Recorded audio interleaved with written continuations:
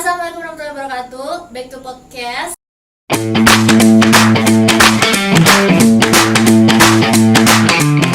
Sekarang temen gue adalah Bang Afrizal Mulyape. Mulyape. Gimana kabar Bang? Alhamdulillah baik Deo. Deo gimana kabarnya? Alhamdulillah selalu baik dan akan tetap seperti itu sampai beberapa tahun kemudian gue. Sematus. Ya betul.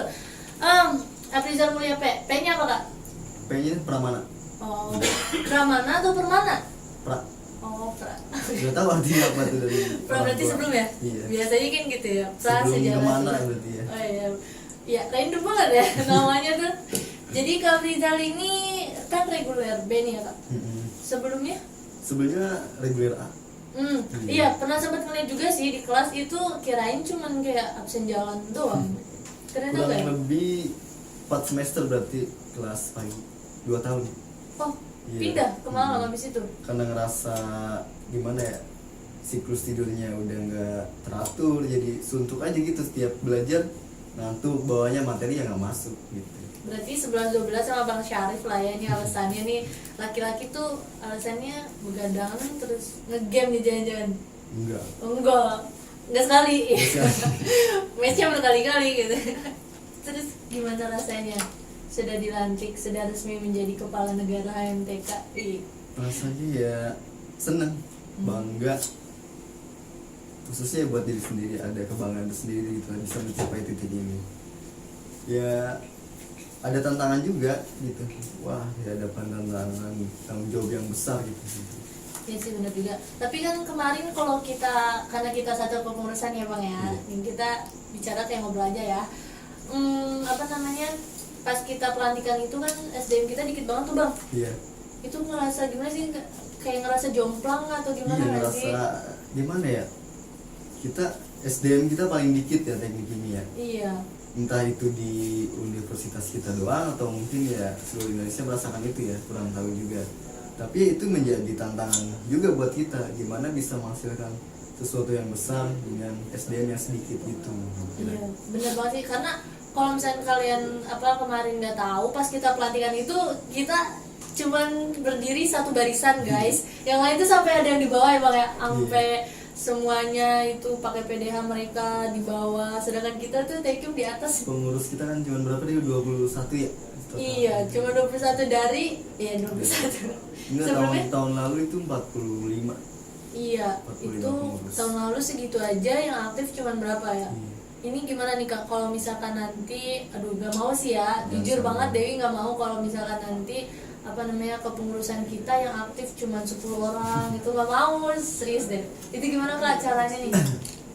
Kalau itu kan udah hal yang lumrah ya, hal yang lazim itu ya, udah menjadi penyakit organisasi, udah nggak aneh lah kalau ada yang nggak aktif gitu kan. Cuman udah punya strategi sih sebenarnya kalau saya pribadi gitu. Wih, apa tuh Saya strateginya? pakai, kalau pernah baca Dewi pernah baca buku kali ya, nama bukunya Leadership karangan John. Dia salah satu penulis yang paling terkenal di Amerika. Dia itu menggunakan hukum Pareto di organisasi itu atau di dalam kepemimpinan itu, di mana dia hukum perbandingan 20/80. Dia itu bisa mencapai 80% kesuksesan atau impian-impiannya dengan cara menggerakkan 20%-nya itu. Nah, jadi ya di organisasi saya terapkan strategi kayak gitu untuk menghadapi orang-orang yang mungkin nantinya kedepannya nggak aktif. Itu udah nggak aneh lagi sih di organisasi kayak gitu. Ya tapi kalau misalkan sampai 10 orang yang kerja nih, jangan sampai ya, itu kan membebani yang 10 orang itu gimana tuh Kak?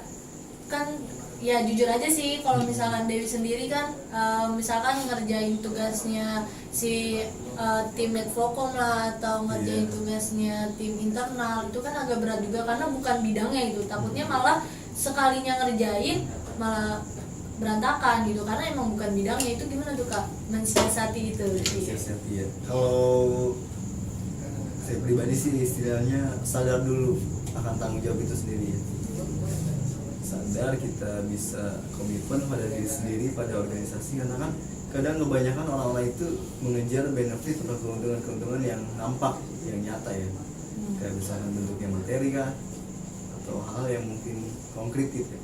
Padahal di organisasi ini kita bisa mendapatkan banyak keuntungan, baik itu dari ilmu, relasi, dan hal-hal yang mungkin tidak bisa dirasakan secara langsung sekarang.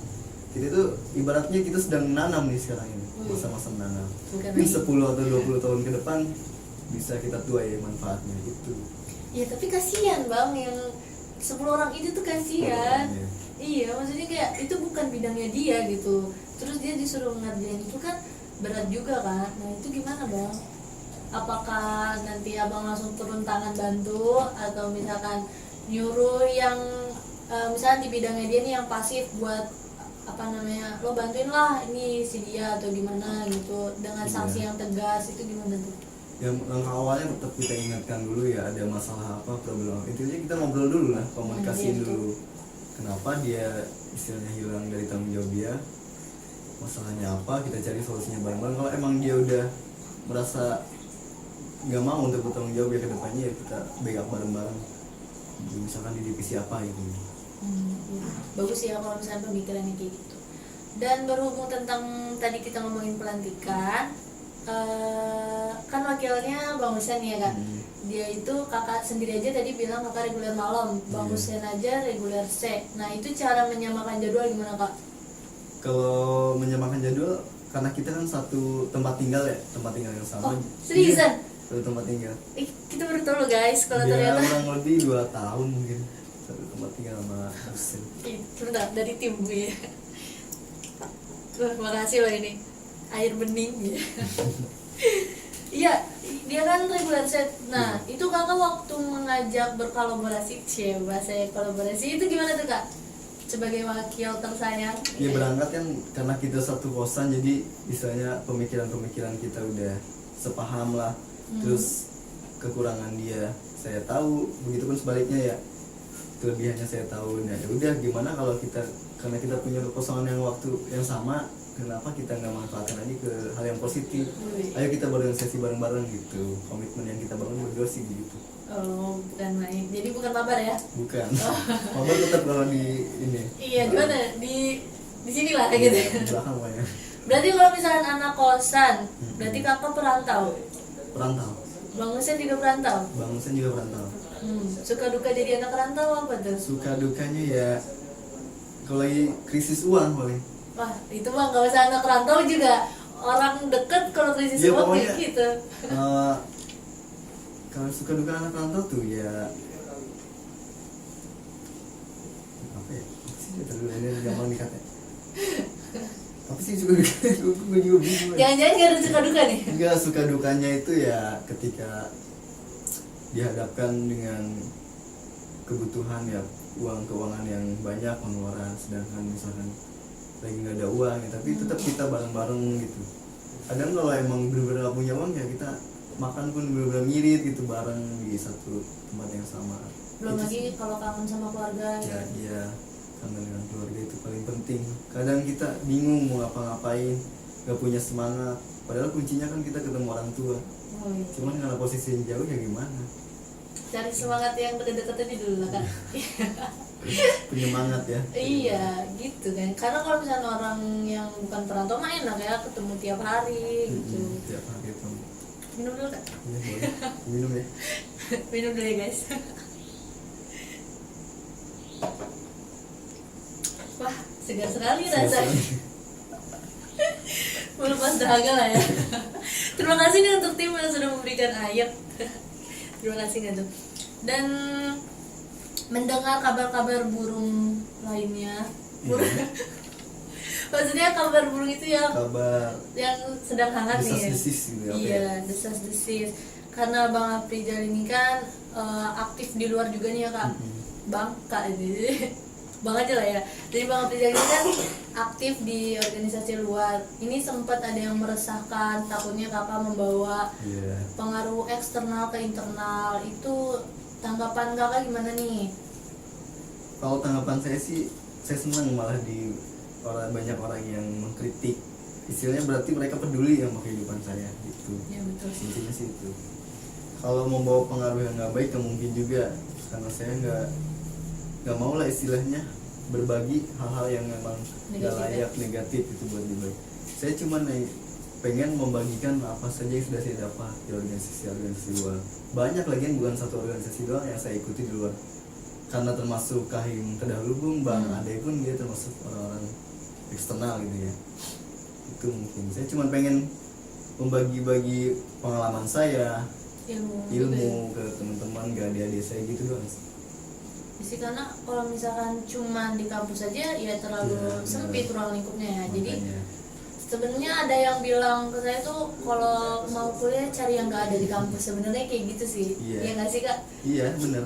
Kalau mengandalkan apa ya, ruang kelas belajar bareng dosen doang itu emang benar-benar kita nggak dapat apa-apa. Iya, cuman ya ilmu juga belum tentu kan. Belum tentu. Iya. Makanya kita sering-sering ngobrol sama fakultas lain, program studi lain, sering-sering nongkrong bareng, cari relasi lah intinya itu. Ya, selama ilmu yang kakak terapkan ke internal itu baik untuk himpunan ya kenapa enggak gitu. Iya. Terus itu ya untuk kalian yang mendesas-desuskan kabar itu sudah terklarifikasi oleh Bang Ijal. Dia punya alasan yang kuat, ya alasan yang kuat gitu. Di sini kalau misalnya Bang Ijal mau nanya tentang aku atau himpunan kita nih sekarang nggak apa-apa, ngobrol aja gitu. Dewi sebelumnya ikut organisasi apa aja tuh? Oh. Maksudnya semasa sebelum kuliah atau pas kuliah dia udah ikut organisasi apa aja? Aku kalau dari organisasi mah dari SMP Kak udah dari SMP ikut. ya? Iya, udah OSIS Parui. Iya. Anak OSIS ini. Iya dong. Ya karena kalau misalkan sekolah cuma gitu-gitu aja ya Bener, gitu bener. Kak. Maksudnya kayak nggak dapat apa-apa gitu. Ya temen cuman ya di lingkup itu aja kan. Karena kalau misalkan kita organisasinya banyak, temennya juga bakal banyak, gak cuman di Depok doang gitu. Buktinya sekarang aku bisa kenal kakak kan gitu. Terus aku bisa kenal tim-tim Medcom juga yang dari jauh, dari luar gitu. Gitu sih Kak. Berarti jiwa organisasinya udah ada ya dari dulu ya? Wah, tidak bisa diragukan lagi. Kakak juga gitu sih, dari dulu juga udah ikut organisasi. Ya, OSIS juga berarti? Dari Kertas. enggak SMP, pramuka. Ih, Iya mantap. dong, Dewan Pengawalan. Kenapa nggak ikut wacana di sini Kak? Iya. Kenapa? Udah capek? Kalau masa SMA cuma satu sih, organisasi pecinta alam pas SMA. Oh, berarti emang Enggak, dari iya, OSIS itu pas SMP doang. Hmm. SMP, SMA, pecinta alam. Terus menjabat sebagai ketua juga? Pas pecinta alam ya. Wih, emang basic ketua tuh sudah emang terlihat Kak, nggak usah diragukan lagi gitu. Terus apa ya? Sebenarnya banyak sih yang mau aku tanyain. Tapi kalau misalnya dibuat pertanyaan jadi kayak wawancara Iya. gitu. Jadi aku Santai aja ngobrol. Sering aja ya Kak. Tentang kepengurusan kakak nih Kak. Karena kan kita sama-sama masih ngebangun ya. Kepengurusan kakak berarti kepengurusan aku juga Iya, kan? kita Sama bareng, gitu. satu Iya. Karena perjuangan. kita masih membangun. Iya. Nah ini kadang tuh aku sering ngerasa capek atau kayak ngerasa aduh ini tuh berat banget gitu. Maksudnya kayak kenapa harus ditanggung sama pas pengurus gue sih gitu kan mikirnya. Ini tuh gimana sih Kak cara supaya aku tuh nggak berpikiran kayak gitu. Mungkin kan teman-teman yang lain juga ada yang punya pikiran kayak gitu kan, kayak giliran masa gue susah banget atau gimana itu. Enggak, sebenarnya apa yang udah disodorkan ke kita ya, ke hidup kita itu kita pasti bisa melewatinya. Iya, bener. Iya sih. Soalnya pengalaman kakak gitu nih, apa aja yang dirasa emang awalnya anggap wah ini bisa nggak ya kita ngelewatin ini, tapi ternyata emang kita bisa. Kita tuh selalu disodorkan dengan masalah-masalah yang emang pasti kita bisa lewati. Makanya percaya aja, percaya diri dulu, pede dulu. Percaya bahwa kita bisa lewati ini bareng-bareng. Pede emang udah, cuman kadang ada di titik capek Iya. gimana sih Kak? Kalau capek istirahat. Iya. Kalau kita ke posisi kerja dalam hal apa, posisi capek kita kerja nantinya Nggak nggak maksimal bakal ya? maksimal. Iya sih, benar. Istirahat dulu kalau capek. Tapi kalau istirahat tapi deadline-nya mepet gimana tuh? Judulnya mepet, paksain. Gak maksimal dong. Enggak, kalau prinsipnya sih kalau umuran segini ya, khususnya masa-masa kuliah gini, kita jangan diem di zona nyaman. Iya sih benar. Kita pokoknya ketika kita nyaman kita harus susah, kita harus nyari ketidaknyamanan. Gimana aja pokoknya kita harus hidup dengan tidak nyaman. Wih. Serius, karena itu bisa membentuk pribadi kita. Kalau kita hidup nyaman, ya sebenarnya enak nyaman. Kita bisa rebahan, santai-santai. Kalau Iya sih. kalau niat kita nggak usah ikut organisasi manapun. Kita cuma kuliah pulang enak sebenarnya gitu. Jadi Mungkin kupu-kupu ya. iya, dampaknya mungkin nggak bakal kerasa langsung mungkin nanti. Begitupun dengan ini, kita hidup tidak nyaman, dikekang dengan tanggung jawab yang besar, deadline, dikejar-kejar waktu. Mungkin itu kerasa manfaatnya nanti, begitu kurang lebih. Jadi lebih terbiasa ya. Iya, terbiasa. Jadi waktu orang-orang pada kaget kita mah udah santuy. Iya, udah biasa gitu. Udah biasa santai-santai ditempa. farming gitu. Besi kan ditempa dulu kalau mau jadi tajam ya kan. Iya, betul sekali, harus dibentuk dulu. Benar. Terbentuk. Iya, kita emang satu paham guys, makanya kita satu kepengurusan gitu. Iya nggak sih? Iya.